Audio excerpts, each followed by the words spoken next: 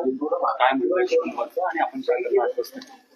आपण पाहतोय गेली काही दिवसापूर्वी दीनानाथ मंगेशकर हॉस्पिटलमध्ये जी घटना घडली त्याचे पडसाद हे संपूर्ण महाराष्ट्रामध्ये उमटताना दिसतात. खरं तर आरोग्य सुविधा ही अतिशय मूलभूत अशी गरज आहे आणि नागरिकांना धर्मदाय संस्थांनी चांगल्या पद्धतीची आरोग्य सुविधा देणं हे अपेक्षित असताना आणि तशी नियमावली असताना पेशंटला हे उपचार खरं देण्यासाठी त्यांनी टाळाटाळ केली. त्याच्यासाठी मागितलेली डिपॉझिटची रक्कम आणि एकंदरच ह्या सगळ्या घटनेमुळे यामध्ये पेशंटचा मृत्यू झालाय.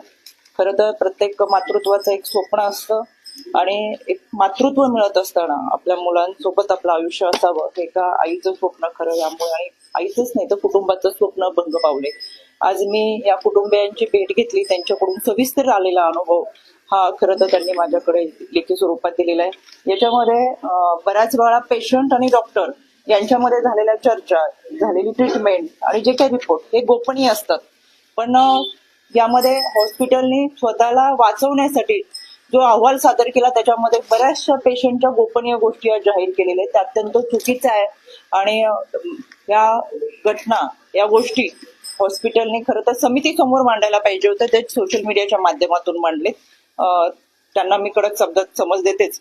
पण आता 11 वाजता आयुक्त कार्यालयामध्ये राज्य महिला आयोगाच्या वतीनं बैठक बोलवलेली आहे. याच्यामध्ये राज्य समितीच्या वतीनं जी समिती केलेली आहे डॉक्टर राधाकिशन पवार यांच्या अध्यक्षतेखाली 4 सदस्यीय समिती आहे. त्या समितीचा राज्य शासनाचा अहवाल हा आता आयुक्त कार्यालयामध्ये सादर केला जाईल. त्यानंतर पोलीस आयुक्त आहेत, समिती आहे आणि आमच्या इतर सदस्य असतील. त्यामुळे समितीचा जो काही अहवाल आलाय आणि पोलिसांनी जो काही जबाब नोंदवलाय आणि ह्या सगळ्यांचाच एकत्रितरित्या चर्चा करत यानंतर पुढची जी काही कारवाई होईल ती आपल्या समोर मी 12च्या दरम्यान जी आपली पत्रकार परिषद होईल त्यामध्ये मी जरूर